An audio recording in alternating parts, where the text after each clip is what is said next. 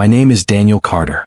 I'm 35 years old, born and raised in Arlington, Virginia, and until a few nights ago, I genuinely believed I had a pretty solid marriage. 11 years with Emily taught me to trust her more than anyone. Or at least I thought they did. I shouldn't have opened her gym bag, I know that. But the phone inside wasn't the one I bought her, and the second I saw it, something inside me shifted. It happened on a regular Tuesday night. Nothing dramatic, nothing suspicious. I was folding laundry in our bedroom while Emily's gym bag sat on the dresser, half unzipped. When I went to move it, something inside made a heavy clunk. It didn't feel like a water bottle or deodorant, just a hard rectangular object. Out of simple curiosity, I opened the zipper. Inside was a black phone. No case. Scratched on the edges. Not hers. Not mine. And definitely not something that belonged in her bag. For a long moment, I just stared at it. I wasn't angry, more confused than nervous, and finally uncomfortably aware of the truth I'd been avoiding for months. Emily had been distant lately. Subtle things at first. Quick goodbyes, rushed showers, that new habit of keeping her main phone face down even when it wasn't buzzing. She started having late meetings, and her gym nights became more frequent, yet somehow left her coming home without even a drop of sweat. I kept telling myself it was stress or exhaustion or work pressure. That's what you do when you love someone, you explain away what scares you. But this phone? I couldn't explain it away. My hands were shaking as I pressed the power button. A plain black lock screen lit up. I tried her usual passcode. Wrong. Tried her birthday. Wrong. Tried the code she uses for our Wi-Fi in her gym locker. Nothing worked. That cold feeling spread through my chest as one question beat louder than my own heartbeat. Why would my wife hide a phone that I couldn't unlock? Why keep it secret from me? Why need a completely separate device? I placed it on the bed and stepped back. It felt like something poisonous, something that didn't belong in our home. Part of me wanted to put it exactly where I found it, zip the bag, and force myself to forget. Pretend Emily was still the same woman who used to write me notes before work and waited by the window when she heard my car pull up. Pretend we were still us. But once you see a crack in your marriage, you can't unsee it. I was pacing the room when it happened. The phone buzzed. A message preview flashed on the locked screen. The sender was an unknown number. The message was simple, but every word sliced through me like glass. You free tonight? I picked up the phone, staring at it while my stomach twisted. Who sends that kind of message to a hidden phone? Who was she supposed to be free for? My thoughts were spinning so fast it felt like the air was thinning around me. I didn't even hear the front door open downstairs or Emily walking into the house. All I heard was the pounding of my own heartbeat. I set the phone back in her gym bag and pulled the zipper halfway, just as footsteps approached the bedroom. Emily walked in holding a grocery bag. She smiled lightly, polite, distant, and kissed me on the cheek the same way she had been doing for months. A kiss with no warmth, no meaning. Long day? She asked, walking toward the bathroom. Yeah, I muttered, watching her too closely. She didn't notice. She locked the bathroom door, turned on the shower, and I stood there staring at her bag. I didn't want to look again, but the terror of not knowing was worse than the truth itself. When she finally fell asleep that night, her breathing slow and steady, I reached for the gym bag again. Slowly, carefully. The room was dark except for the faint glow from the streetlights outside. I opened the zipper an inch at a time. My fingers touched the cold glass of the hidden phone. And just then the screen lit up again. This time, the message preview didn't show an unknown number. It showed a name. A name I never expected to see on my wife's secret phone. I barely slept that night. I kept replaying that moment, the screen lighting up, the name on it, over and over like a punishment I couldn't escape. Her secret phone hadn't shown a stranger's name. It had shown someone who should have never been in her private messages.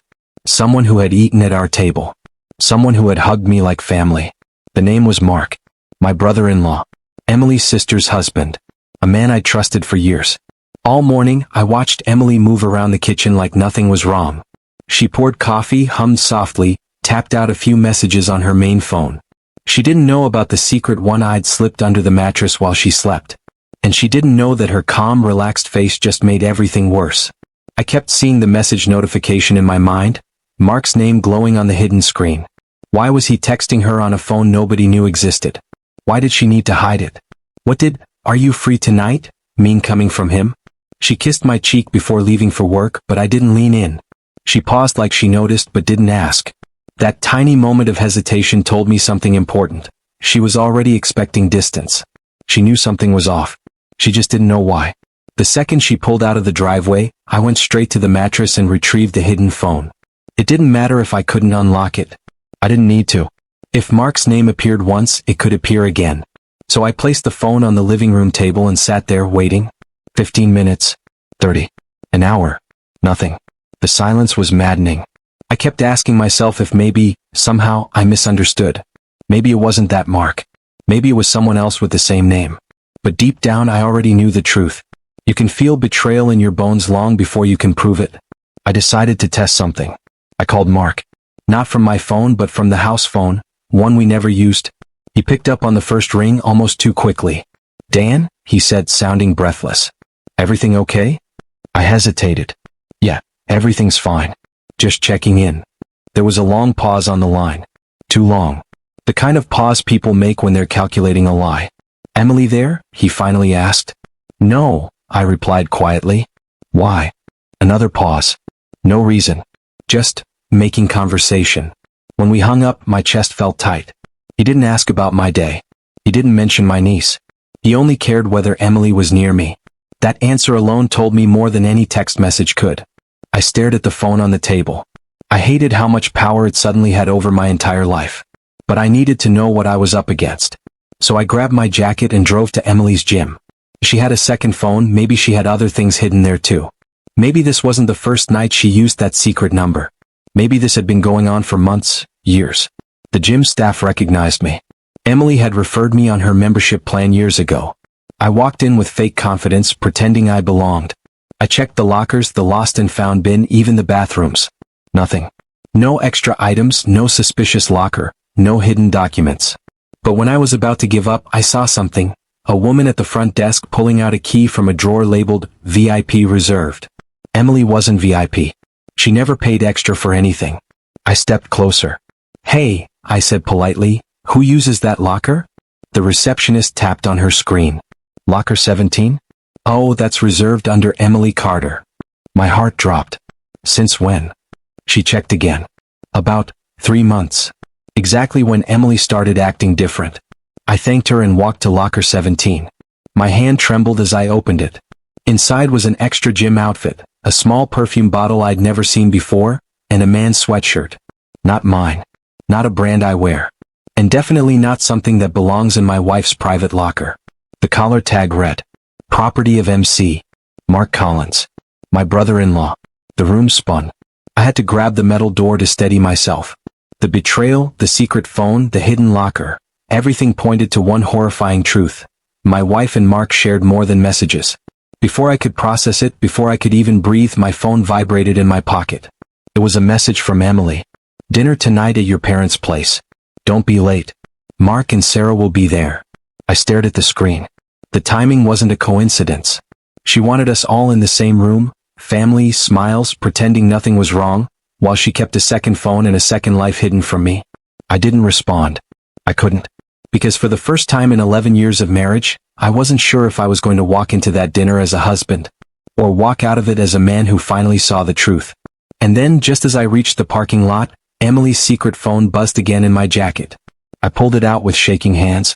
This time the preview didn't say, "You free tonight?" It said, "I'll see you before dinner. Same place." The name under it was still Mark. I spent the entire drive home trying to steady my breathing, trying to calm the storm inside me before facing an evening that suddenly felt like walking into a burning house.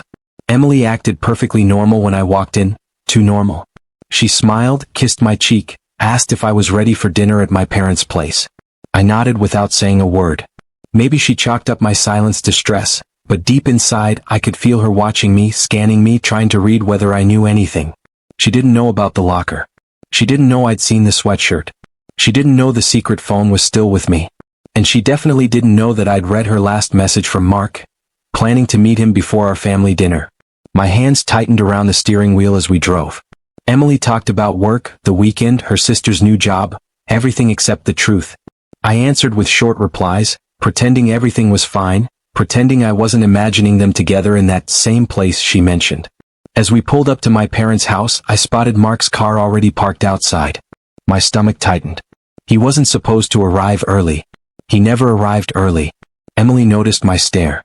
For a moment, her face stiffened, the faintest flicker of panic crossing her expression before she covered it with a smile. "What?" she said lightly. "He's just being helpful. He said he'd bring wine." I didn't answer because I knew exactly where he had been before arriving. The message, "I'll see you before dinner," echoed in my mind like a bell I couldn't silence. Inside, everyone was cheerful. My parents hugged us. My sister-in-law, Sarah, waved from the dining table. And there he was, Mark, standing beside the kitchen island like he owned the place. He greeted me with a wide smile, the same smile he'd used for years. He reached out to hug me. For the first time in my life, I didn't hug him back. He froze for a second, confused. Emily noticed. She shot me a sharp look, like she was silently warning me to behave. Like she needed this night to go smoothly. Dinner started with polite conversation. My mom talked about the new neighbors. My dad joked about the Redskins. Sarah complimented Emily's dress. Everything looked perfect on the surface. But under the table, my leg wouldn't stop shaking. Every time Mark spoke, I watched Emily's reaction. She avoided eye contact with him. She avoided looking at me. She acted like someone holding two bombs, praying neither one explodes. At one point, Sarah stood to get more salad and Emily volunteered to help. That left me sitting across from Mark, just him and me. He cleared his throat. "Everything okay, Dan? You've been quiet." His voice was steady but his eyes weren't. He knew something was wrong. I didn't answer. Instead, I stared at the condensation on his glass, watching the water run down the sides, thinking of that locker and the sweatshirt with his initials. The silence grew heavy between us. He opened his mouth like he wanted to explain something, but then Emily walked back in with the salad bowl. She saw us sitting in silence and stepped between us too quickly, as if physically blocking a conversation she didn't want happening. We sat down again. The night dragged on painfully. Fake laughter. Forced conversations. Constant tension. Every detail felt wrong. Every smile felt rehearsed. Even my parents sensed something. They kept glancing between me and Emily, unsure of what was happening. And then it happened. The moment that shattered the dinner in a way the affair itself couldn't. My dad asked a harmless question. "Emily, that new gym you joined, how's it going?" She froze for half a second, so fast anyone else would have missed it, but not me. "Oh, great," she said too cheerfully. "I go almost every morning." My head jerked up. That was a lie. She hadn't been going every morning. Some days she didn't go at all. Some days she claimed she was at the gym while I now knew she was in a secret place with a secret phone. Before I could speak, before I could even breathe, my mom said, "You should show them that photo you posted last month. The one in front of that mural." I felt my blood turn cold. Emily blinked. Then she smiled again and said, "Oh, yes, that one. Sure." She pulled out her main phone and scrolled. I watched her thumb move across the screen so casually, so confidently, like someone who believed they were untouchable. She turned the phone toward the table. The picture looked normal enough. Emily in her gym clothes, smiling in front of a colorful wall mural. But my heart stopped, because I had seen that mural before. It was painted on the wall at the same area where her secret message had come from earlier. The same place she met Mark. The same place she thought she had buried deep enough that no one would connect the dots. Mark's eyes flicked toward the photo for only a fraction of a second, but in that fraction I saw panic. Real panic. It was the first time all night both of them slipped. I lifted my gaze slowly. Emily was still smiling, pretending nothing was wrong. Mark suddenly drank from his glass like his throat was burning. Sarah looked confused. My parents looked concerned. But none of them understood what I had just realized. The photo wasn't from the gym. It was from the meeting spot. Emily had lied again, right to my family's face. And Mark knew it. I placed my fork down gently. My hand wasn't shaking anymore. Something inside me had changed. A clarity. A coldness. A decision. Because the affair was one thing. But this lie, the one she told at my family's dinner table, hurt more than the betrayal itself. And for the first time that night, Emily finally noticed the way I was staring at her. Her smile faded. "What?" she whispered. But I didn't answer. Because there was something I needed to say. And I wasn't sure everyone at that table was ready to hear it. Emily kept staring at me like she was trying to read my mind, like she could sense the shift in my breathing, the stiffness in my shoulders, the silence that was no longer confusion but calculation. Everyone else kept eating, talking, passing dishes around, unaware that beneath the table, a marriage was bleeding out. I leaned back slowly, eyes fixed on Emily, and for the first time since this nightmare started, I didn't feel fear. I didn't feel shock. I felt something colder. Something sharper. Something final. My mom noticed the tension first. She placed her fork down gently. "Daniel, sweetheart, are you okay?" I nodded, but I didn't look at her. My eyes were locked on Emily's. And she knew, I had reached a point she couldn't pull me back from. Her throat tightened. Her fingers trembled around her napkin. For a brief second, she forgot to breathe. Mark tried to cut the tension. "So, Dan," he said awkwardly, "how's work going?" His voice cracked. It wasn't the question that bothered me. It was the fact that he suddenly couldn't meet my eyes. A man who had always been loud, confident, comfortable in our home, now looked like a kid caught stealing from a store. Sarah frowned at him, confused by his nervousness. "Babe, you're acting weird," she said lightly. Mark forced a smile. "Just tired, long day." I almost laughed. Tired from what? Meeting my wife before dinner? Emily's knee brushed mine under the table, intentionally. A silent message. A plea. "Not here. Not now. Please don't do this." But I didn't move. Her knee trembled against mine. She pulled her leg back slowly, like she had touched fire. My father cleared his throat. A quiet, authoritative gesture. "Daniel," he said gently, "it seems like something is troubling you. If it's private, we don't need to discuss it." Emily seized the moment immediately. "Yes," she said quickly, too quickly, "it's just work stress. He's been really overwhelmed lately. Long hours, a lot of pressure." The lie rolled off her tongue like she'd rehearsed it 100 times. But I didn't correct her. I didn't challenge it. I simply stared. Her voice shook slightly. That shook her more than anything. She realized I wasn't swallowing any lie, not hers, not Mark's. I finally leaned forward, elbows on the table. "Can I ask something?" I said quietly. Everyone turned to me. Emily swallowed hard. "Of course," she whispered. I looked directly at her. "That gym photo," I said, my tone calm, too calm. "When did you take it again?" She blinked rapidly. "A few weeks ago," she answered. "After one of my morning workouts." "What?" My dad smiled. "Beautiful picture, by the way." Sarah nodded. "Yam. That mural is gorgeous. Which gym has that? I might visit." For the first time all dinner, Emily froze completely. She couldn't answer. She couldn't speak. She couldn't blink. She didn't know what to say, because the mural wasn't from a gym. The silence dragged too long. And then I said it softly, gently, almost kindly. "It's not from the gym." Emily's entire face changed. Color drained. Her chest rose in a shaky breath. She tried to hold her smile, but it collapsed instantly like a bridge made of paper. "What do you mean?" she whispered. I didn't break eye contact. "I went to your gym today," I said. "That mural doesn't exist anywhere inside it." The room fell silent. Every fork stopped. Every breath tightened. Every face turned toward her. Even Mark flinched. Sarah's brows furrowed. Is that true?" Emily's fingers began trembling violently. I must have posted the wrong, I don't remember, maybe," she stuttered like a child caught lying about homework. Mark's hand tightened around his glass so hard I thought it would crack. He cleared his throat. "Probably a mix-up," he muttered. But the damage was done. My mom, sweet and gentle, tilted her head. "Emily, honey, why would you post a fake gym picture?" Emily looked down, then up, then back down again, panic completely taking over her face. She wiped her palms on her dress, sweating, choking on the pressure. I leaned back and placed a napkin neatly beside my plate. Then I said quietly, "Because she wasn't at the gym that day." My father's eyes sharpened. Sarah turned slowly toward her husband. Mark stared at his plate like he could disappear inside it. Emily whispered my name. "Daniel, please." But I wasn't finished. "She was at a different place," I continued. "A place she didn't want any of us to know about." Emily shook her head rapidly. "No, that's not." "Emily," I interrupted gently, calmly, "the way you speak when there's no turning back. Do you want to tell them, or should I?" Her breathing became loud, shaky, visible. Mark looked like he was about to faint.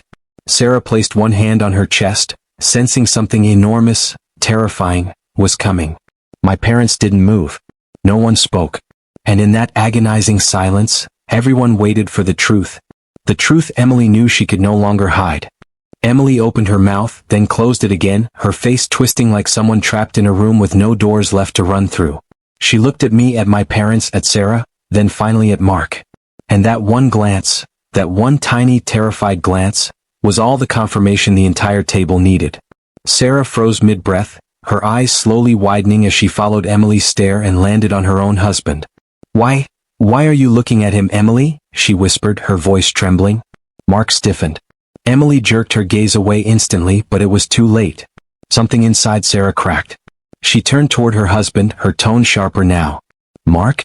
Why is she looking at you? Mark swallowed. Art. He reached for his water, his hands shaking. She wasn't, Emily interrupted him with a shaky voice. It was just a look. Please stop. Sarah slammed her hand on the table. Answer me. The room jumped at her voice. Emily flinched like she'd been slapped. My father straightened, the way he used to when he sensed something rotten happening in his courtroom. My mother had tears in her eyes already, her hand covering her mouth as if she was witnessing the collapse of something sacred. I leaned forward, keeping my voice low and steady. She's looking at him, I said, because that mural in her photo is right outside the place she met him. Emily's entire body caved inward. Daniel, please don't, she whispered, begging me with her eyes. But she had begged me too late. Months too late. Years too late. Sarah turned to her husband again, voice breaking. What is he talking about? Mark, what place? Mark's jaw clenched. He couldn't form a single believable word. He stared at his plate like a child praying time would stop. But time didn't stop. Truth never stops. It only waits long enough to destroy everyone unprepared to face it. I took a slow, controlled breath. My heart wasn't racing anymore. The anger wasn't wild. It was quiet now, steady, like a knife that had already chosen where to cut. There's something I need to tell all of you, I said softly. Emily reached across the table, shaking her head violently. Daniel, no, please, please. She grabbed my wrist with both hands, her voice cracking with desperation. But her touch felt foreign. Wrong. It felt like the hands of a stranger pretending to comfort a man she had already broken. I gently pulled my arm away. Move your hands, Emily. She froze. Slowly, she withdrew her hands from my wrist as if they had burned her. Mark watched her with terror. Sarah watched both of them with disbelief. My parents watched me, waiting. I continued, my voice steady. Emily has a second phone. Sarah gasped. My mom whispered a prayer. Mark closed his eyes. Emily shook her head frantically. No, I don't, it's not, it was just, she couldn't finish a sentence. She couldn't even lie properly anymore. And that second phone, I said, reaching into my jacket slowly, has messages from only one person. Emily shook her head harder and harder, tears spilling now. Daniel, stop it, stop, please. I placed the phone on the table, face down, silent, deadly. Sarah whispered, no, no, no, before I even turned it over. I flipped it. The screen lit up. I tapped open the message preview, the last one that had come in. Emily shut her eyes like she already knew what it would say. Sarah leaned forward, her hands trembling uncontrollably.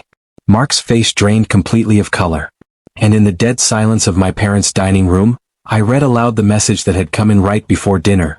I'll see you before dinner. Same place.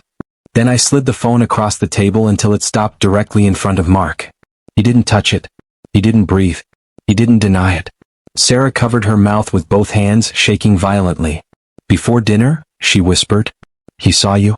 Before dinner? Emily burst into tears. Sarah, it didn't mean, please, you have to listen. Sarah's voice cracked into a scream. You met my husband before dinner? Mark finally whispered something. A single, pathetic sentence. It wasn't supposed to come out like this. Sarah stared at him like he had stabbed her in the chest. Come out, like this? She repeated slowly, her voice breaking into pieces. You admit it? Emily sobbed harder. Mark buried his face in his hands. My dad leaned back in his chair, horrified. My mom began crying silently. And I felt nothing. Just a strange, cold clarity. The kind people talk about right before their life changes forever. I looked at Emily, my wife of 11 years, and said the one sentence she feared more than anything. Tell them what else you did. Her cry turned into a broken whimper. Because she knew what came next. And she knew the worst part wasn't the affair. The worst part was what I had found. That she never wanted anyone at that table to discover. Emily's sobbing grew harsher, almost panicked, the kind of crying that doesn't come from guilt but from fear. Fear of exposure, fear of losing control, fear of secrets finally dragging themselves into the light.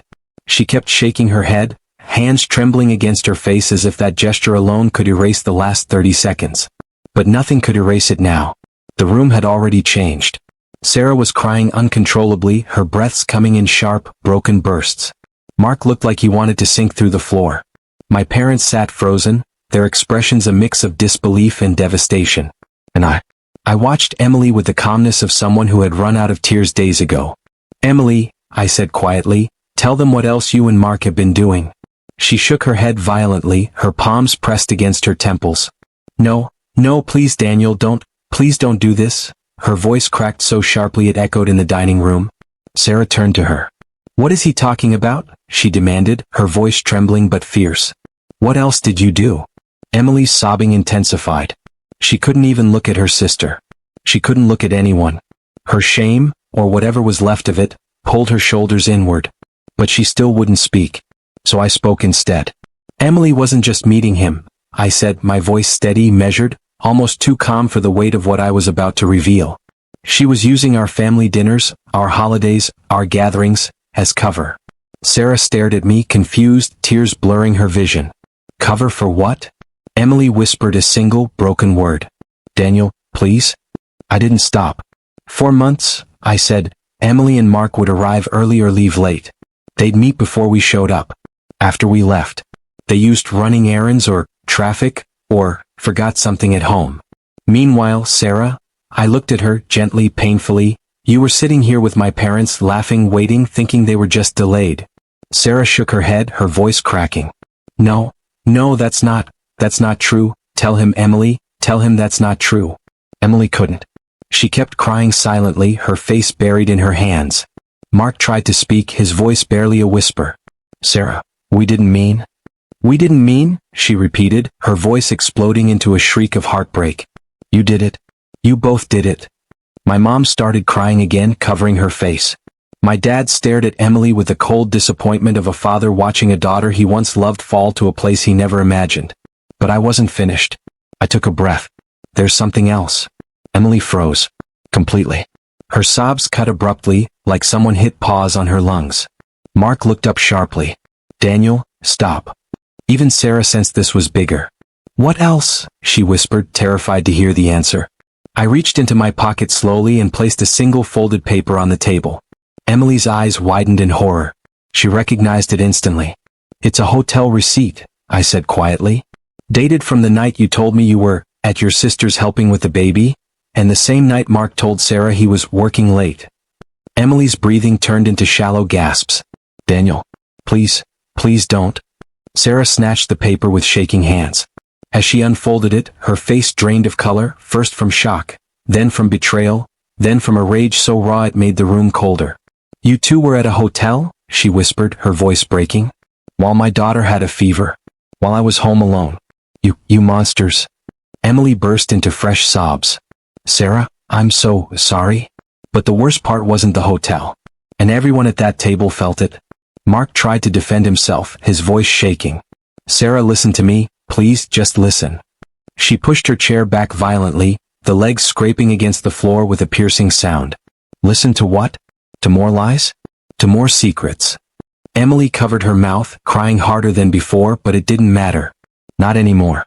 The damage was done. And then, my mother asked the question no one wanted to ask. "Daniel," she whispered, voice trembling, is that everything?" Emily's head shot up, eyes wild with fear. But I didn't give her the mercy of silence. "No," I said.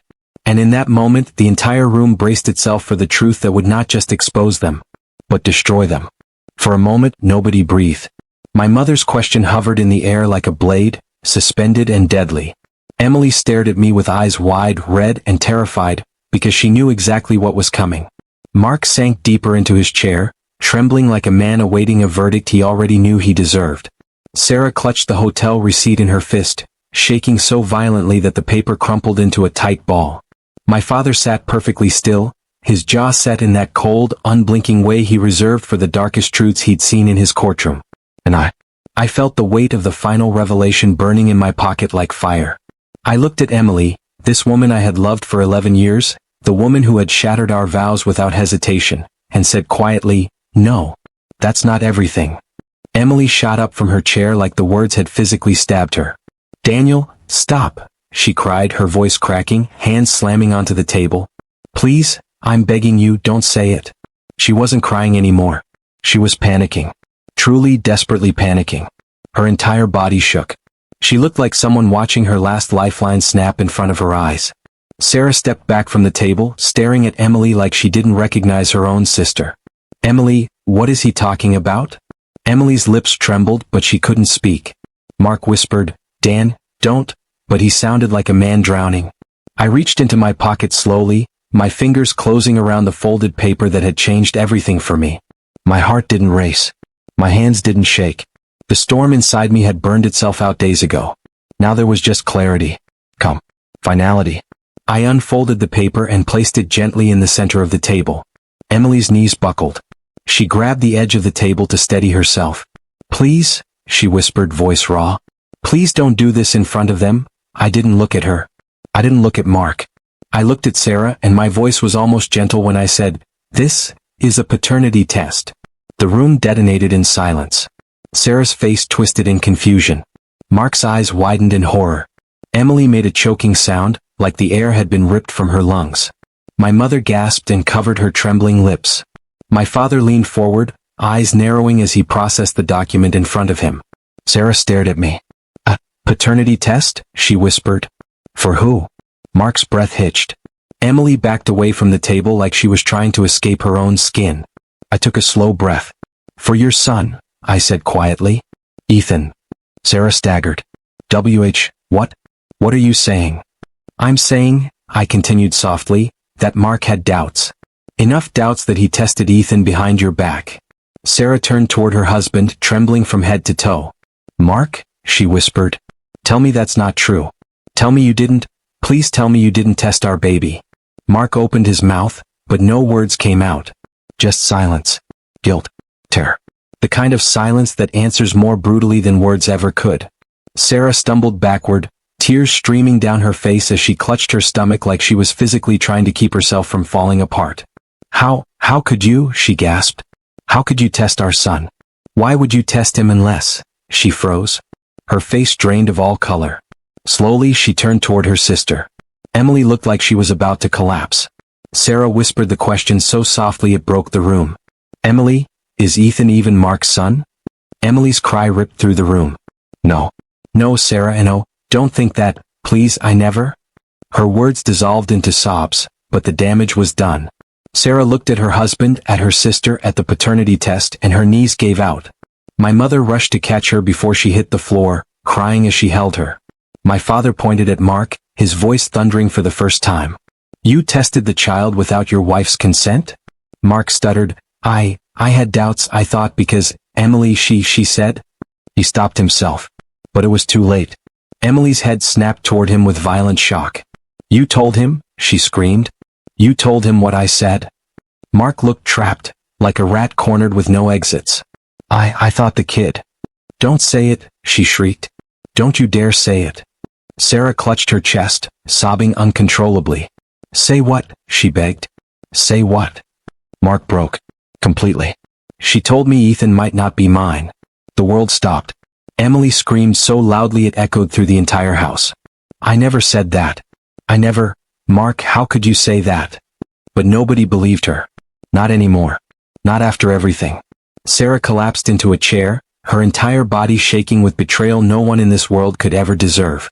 I looked around the table, at the devastation, at the destruction, at the ruins of 2 marriages, and I finally understood something. This wasn't just an affair. This was a chain reaction of lies so deep, so twisted, so poisonous. It had destroyed every life in the room. Emily fell to her knees beside me, clutching my leg, sobbing uncontrollably. "Daniel, I'm begging you, please, please don't leave me. I'll fix this. I'll fix everything, just don't go." I slowly removed her hands from my leg. "You didn't break this family tonight," I said quietly. "You broke it a long time ago." Emily's sobs echoed through the dining room as Sarah cried into my mother's shoulder. Mark sat frozen in shame, and my father pressed a hand over his eyes. And I walked out of the house. For the last time as Emily's husband. When I stepped out into the cold night air, the silence hit me harder than any scream inside that dining room. My hands were trembling, not from anger, not from fear, but from the weight finally lifting off my shoulders after months of confusion, doubt, and denial. I walked toward my car without looking back. Behind me, through the windows, I could still hear chaos. Emily sobbing hysterically, Sarah breaking down, Mark pleading, my parents trying to pull everyone apart. But none of that was my burden anymore. For the first time in 11 years, the pain wasn't mine to carry. I took a deep breath, unlocked my door and sat inside the car, staring out at the house where everything I thought was permanent had collapsed in one night. My phone buzzed. Over and over. Emily calling. Then texting. Then calling again. I watched the screen light up repeatedly, her name flashing like a siren. But I didn't answer. I couldn't. I didn't owe her another second of my life.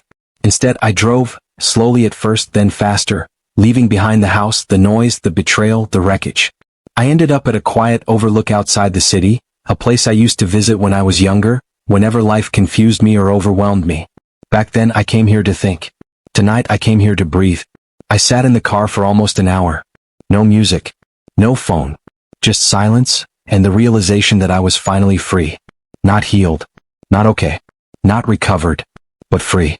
And freedom, even in its rawest, ugliest form, is still freedom. Emily texted again. Please come back. We can talk. It wasn't what it looked like. Daniel, I'm begging you. Don't destroy us. I powered my phone off. The next morning, before sunrise, I went home alone to pack. Emily wasn't there. She must have stayed with her parents or maybe with Sarah, though I doubted Sarah wanted to see either of them right now. I packed only what was mine, clothes, documents, a few photos from before everything went wrong, and the pieces of my life that still belonged to me. I left the rest. The house didn't feel like home anymore. It felt tainted. Rotten. A museum of lies. When I was done, I placed my wedding ring on the kitchen counter. Then I walked out and shut the door without locking it. Over the next week, everything moved fast. Sarah filed for legal separation. My parents cut contact with Emily until further notice. Mark was kicked out of his own home. And Emily, she tried everything. She showed up at my new apartment twice. She emailed me long paragraphs about fixing things, about mistakes, about therapy. She swore she loved me. She swore she could change. She swore she'd never do anything like this again. But every time I read her messages, all I heard was the echo of the secret phone vibrating in her gym bag. I didn't respond. It wasn't revenge. It was closure. 2 months later, the divorce was finalized. Clean. Simple. Unemotional. Emily cried in the courtroom. I didn't. I felt nothing except quiet relief. It was like walking out of a burning building into fresh air. You don't cry because the building burned. You're just grateful you survived. I got a smaller place in a different part of the city. I started therapy. I joined a men's support group. I reconnected with old friends I had slowly drifted from during the marriage. I took long walks, sometimes alone, sometimes with my sister. And most importantly, I began sleeping again. Real sleep. The kind that doesn't come with nightmares or unanswered questions. Sometimes I'd catch myself remembering small moments with Emily, our first apartment, our wedding day, that trip to Cape Cod. The memories weren't painful anymore. They weren't sweet either. They were just memories. Pieces of a story that had ended long before I ever realized the last chapter was already written. 3 months after everything, I drove past my parents' neighborhood again. I stopped in front of the house. Not to go in, not to reopen wounds, but simply to acknowledge it. That dining room, that night, that truth, it saved me. It didn't destroy me. It freed me. My mom came outside when she saw my car. She hugged me for a long time and whispered, "You deserved better. You always did." And for the first time since the divorce, I actually believed that.